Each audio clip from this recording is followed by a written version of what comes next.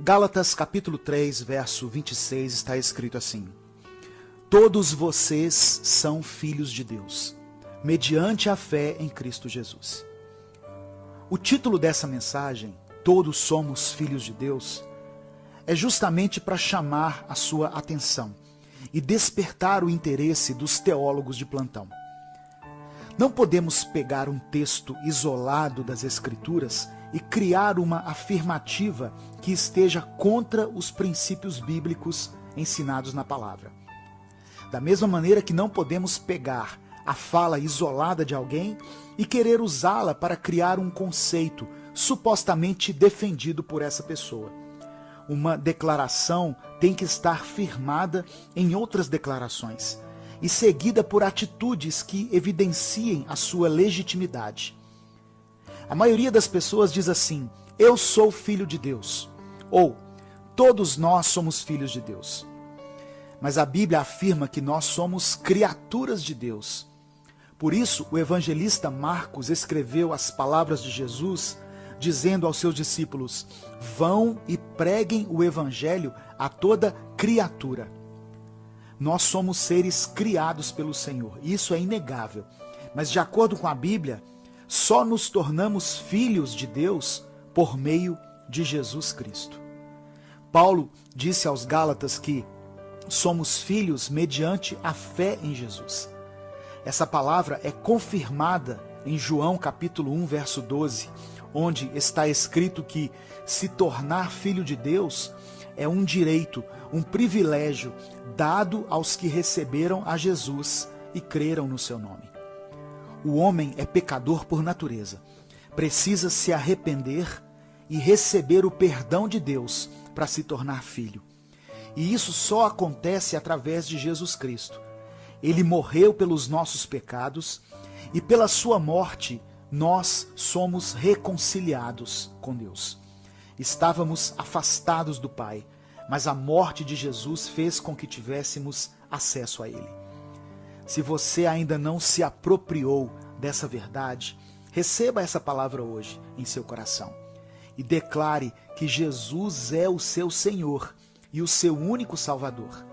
E pela fé em Cristo, seja recebido na casa do Pai, o Deus eterno e justo, que te fez como criatura, mas que quer te abraçar e cuidar de você como filho. Eu quero orar por você. Senhor, somos gratos pela sua palavra, que nos conforta, nos dá esperança e nos edifica. Reconhecemos que somos miseráveis pecadores e que precisamos do seu amor e do seu perdão. Não somos merecedores, mas por causa do seu Filho Jesus, nós recebemos pela fé o direito de nos tornarmos seus filhos e herdeiros de tudo o que Jesus conquistou por nós. Te agradecemos, em nome de Jesus. Amém. Compartilhe essa mensagem, ela pode mudar a vida de alguém.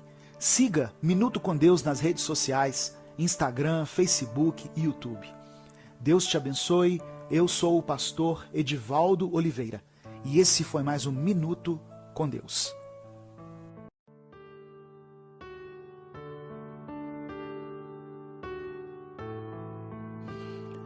Romanos capítulo 8, versículo 28 diz assim: Sabemos que todas as coisas cooperam para o bem daqueles que amam a Deus, que são chamados segundo o seu propósito. Sobre essa palavra, eu quero falar com você sobre mudanças. Muitas vezes nós passamos por mudanças em nossa vida de uma maneira planejada. É quando nós mesmos vemos uma situação e resolvemos planejar uma mudança em função de uma necessidade. Essas mudanças são fáceis de aceitar, porque nós nos preparamos e fomos nós mesmos que as provocamos. Mas existem mudanças que Deus permite que aconteçam na nossa vida, que parece que chegam nos atropelando. Elas vêm quando não estamos preparados e chegam de uma forma tão rápida que não temos tempo de nos adaptar. E quando nos damos conta, nós já não somos mais os mesmos, não estamos na mesma situação ou no mesmo lugar. Resta para nós tentarmos nos adaptar ao novo contexto. A mudança pode ocasionar em nós duas coisas. A primeira é quando nós não aceitamos e tentamos resistir a ela. Isso geralmente acontece porque nós não queremos mudar, embora Deus já tenha determinado a mudança. A outra, que é um pouco mais complicada, é quando nós fazemos um plano de mudar, mas o Senhor provoca outras mudanças acima dos nossos planos. Ou seja, nós planejamos uma coisa, mas Deus impede. Ficamos frustrados, impossibilitados de executar o que nós tínhamos preparado e ainda temos que enfrentar uma adaptação a uma mudança que nós não estávamos esperando. Mas Deus faz tudo para corrigir os nossos caminhos, porque o Senhor enxerga à frente de tudo. Enquanto nós enxergamos as circunstâncias que nos cercam, Deus enxerga além disso. Ele vê o nosso futuro, e se Ele permite uma mudança, é porque Ele tem um propósito na nossa vida. Quando lemos a história de José, por exemplo, percebemos que ele passou por várias situações terríveis para que chegasse a ser governador do Egito, a fim de abençoar o povo de Israel. Se você está passando por uma mudança na sua vida e está difícil de entender o que Deus está fazendo, eu peço a você uma coisa: descanse no Senhor, descanse sobre essa palavra. Em nome de Jesus, eu quero orar por você. Pai, nós sabemos, Senhor, pela Tua palavra, que quando nós Te amamos, todas as coisas cooperam para o nosso bem. Eu quero orar por essa pessoa que me ouve, que tem enfrentado um tempo de mudanças na sua vida. Que o Senhor possa confortar esse coração, para que essa mudança não venha tirar o seu sono e nem tirar a sua paz. Deus, eu oro pelas mudanças em relação ao emprego, em relação ao local onde ele mora, em relação ao ministério. Talvez ele quis avançar e o Senhor disse: espera. Mudanças no relacionamento, mudanças talvez em função de uma enfermidade que acometeu essa pessoa e a deixou paralisada. Não importa, que o Senhor possa trazer paz a esse coração, para que ele aceite e veja a Tua mão em tudo o que está acontecendo. É o que eu te peço em nome de Jesus. Amém. Deus te abençoe. Eu sou Edivaldo Oliveira e esse foi mais um Minuto com Deus.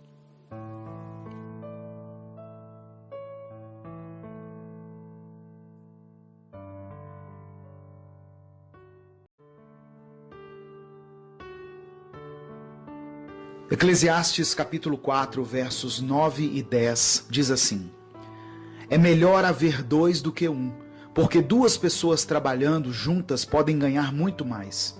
Se uma delas cai, a outra a ajuda a se levantar. Mas se alguém está sozinho e cai, fica em má situação, porque não tem ninguém que o ajude a se levantar. Embora esse versículo seja constantemente usado, se referindo ao casamento e ao poder que há na unidade do casal, a verdade é que Salomão está falando aqui não somente da força que há entre o casal, mas também do poder que existe no companheirismo, seja como casal, como amigos ou irmãos. Muitas pessoas insistem em caminhar sozinhas, mas temos que reconhecer que precisamos uns dos outros. Somos dependentes de outras pessoas.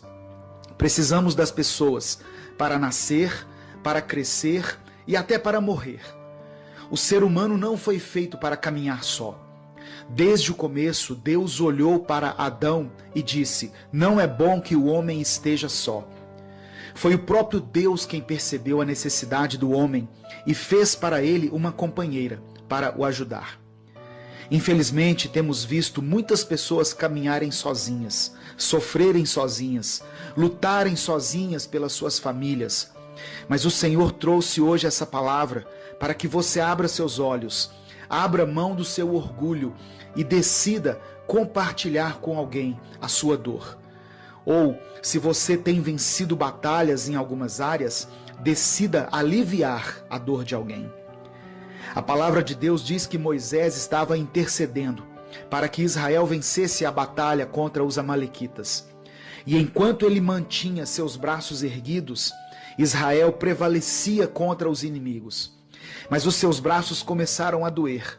E foi nesse momento que Arão e Hur seguraram as mãos de Moisés, um de cada lado. E por causa disso, Josué derrotou o exército amalequita.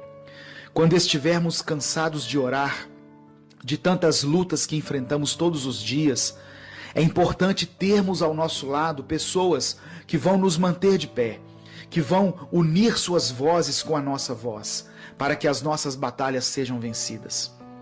Jesus também ensinou sobre o poder da concordância na oração. Ele disse que se duas pessoas concordarem na terra, em qualquer assunto sobre o que pedirem, isso será feito pelo Pai que está nos céus. Porque se 2 ou 3 se reunirem em seu nome, ele estará no meio deles. Não ande sozinho. Você não precisa sofrer sozinho ou lutar sozinho. Procure pessoas idôneas que te ajudem em oração, em conselhos, pessoas com quem você possa compartilhar suas dores, seus medos, suas frustrações e seus anseios. Eu quero orar por você. Senhor, somos gratos pelo seu cuidado e pela direção que o Espírito Santo tem nos dado através da sua palavra. Que cada pessoa que ouvir essa mensagem se sinta abraçado pelo seu amor e perceba a importância de compartilhar a sua dor, de se aliançar com outras pessoas que professam a mesma fé em Jesus, para que sejam fortalecidos, para que se sintam amparados no seu espírito e para que prevaleçam nas batalhas que têm enfrentado.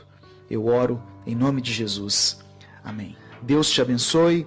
Eu sou o pastor Edivaldo Oliveira e esse foi mais um Minuto com Deus.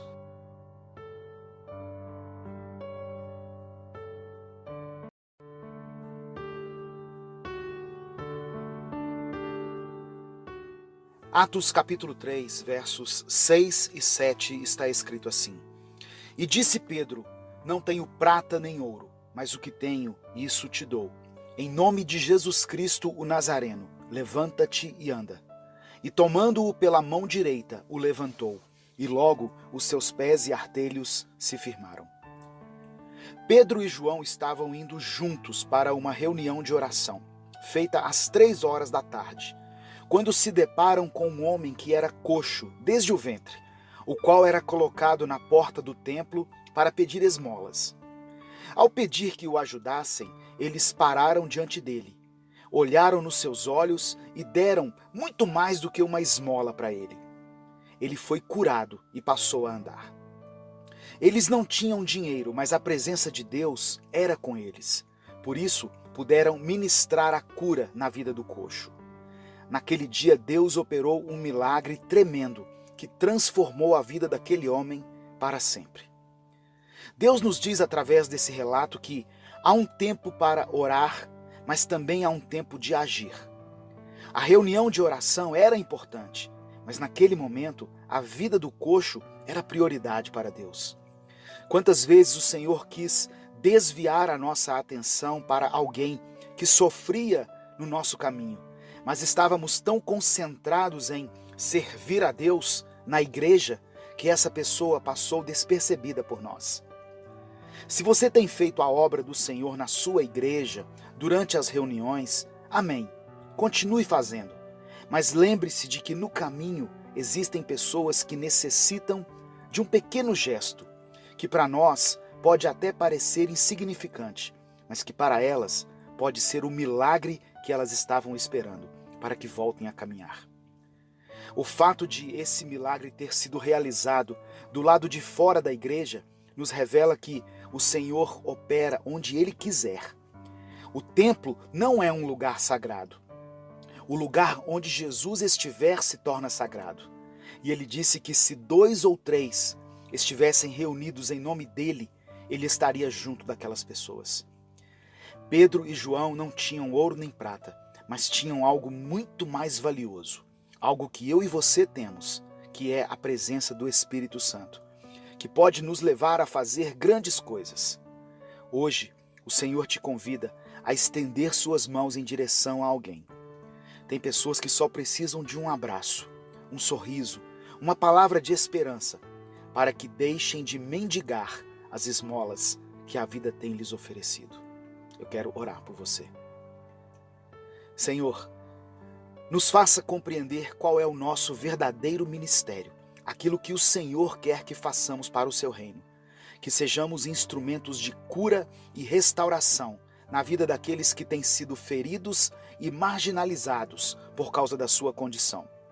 Tem misericórdia dessa geração, que hoje possui ouro e prata, mas que não tem compaixão. Nos perdoe pela nossa negligência. Eu oro em nome de Jesus. Amém. Deus te abençoe. Eu sou o pastor Edivaldo Oliveira e esse foi mais um Minuto com Deus.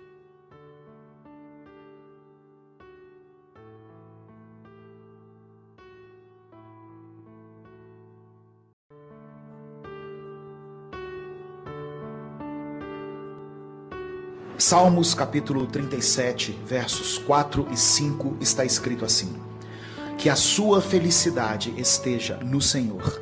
Ele lhe dará o que o seu coração deseja. Ponha a sua vida nas mãos do Senhor, confie nele e ele te ajudará.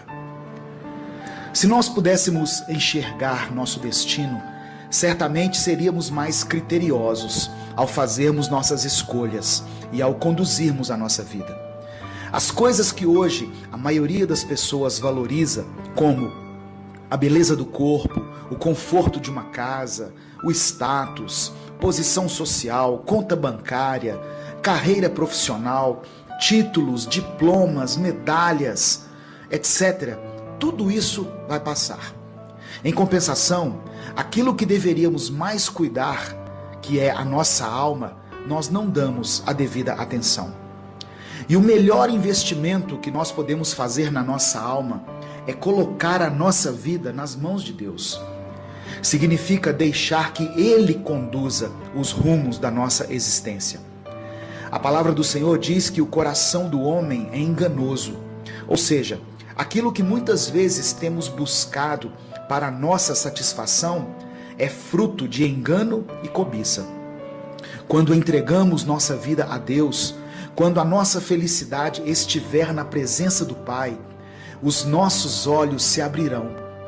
Aí o Senhor nos dará aquilo que realmente vai satisfazer os nossos anseios. A principal escolha que você pode fazer neste mundo, portanto, é entregar sua vida a Deus. A partir disso, os seus caminhos serão definidos da melhor maneira. Por isso, decida servir ao Senhor. Entregue sua vida a Ele. Não a uma religião ou a uma instituição, mas a Deus. Ele te ama e quer o melhor para você e para a sua família. Eu quero orar por você. Senhor, eu te agradeço pela sua palavra, pelo seu cuidado e pelo seu amor para conosco. Nos perdoe porque muitas vezes temos valorizado muito mais as coisas que essa vida nos oferece. Nos deixamos envolver pelas distrações desse mundo e nos esquecemos de que tudo isso é passageiro. Mas hoje reconhecemos que devemos olhar para o alto, para aquilo que o Senhor tem a nos oferecer. Nos ajude a termos felicidade em Ti. Colocamos a nossa vida em Suas mãos. Conceda os desejos do nosso coração. Não a um coração ferido e contaminado pela cobiça, mas a um coração transformado pela sua palavra. Eu oro em nome de Jesus. Amém.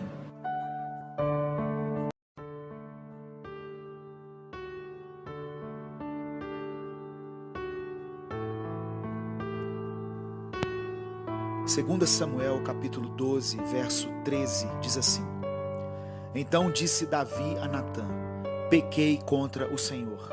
E disse Natã a Davi: Também o Senhor perdoou o teu pecado. Não morrerás. O desejo de todo ser humano é ter uma vida plena e abundante. Infelizmente, a maioria das pessoas ainda não entendeu que só vamos nos sentir completos quando Cristo estiver no centro da nossa vida. As pessoas têm buscado a felicidade em coisas passageiras e muitas vezes se enveredando por uma vida de pecado. Mas o pecado, além de nos tirar da comunhão com Deus, deixa sequelas terríveis na vida daqueles que se entregam a Ele. Quantas pessoas gostariam de poder voltar atrás e ter uma segunda chance? Muitos se lembram com pesar de um certo momento, talvez uma escolha errada, um instante em que agiram de forma precipitada, em que deram lugar à emoção e ao impulso. E isso acabou desencadeando uma série de fracassos na sua vida.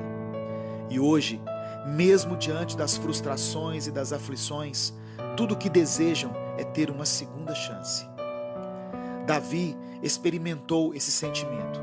Ele pecou contra Deus, cometeu adultério e assassinato, traiu a confiança do Senhor, se deitou com uma mulher casada e mandou matar seu marido para esconder seu erro.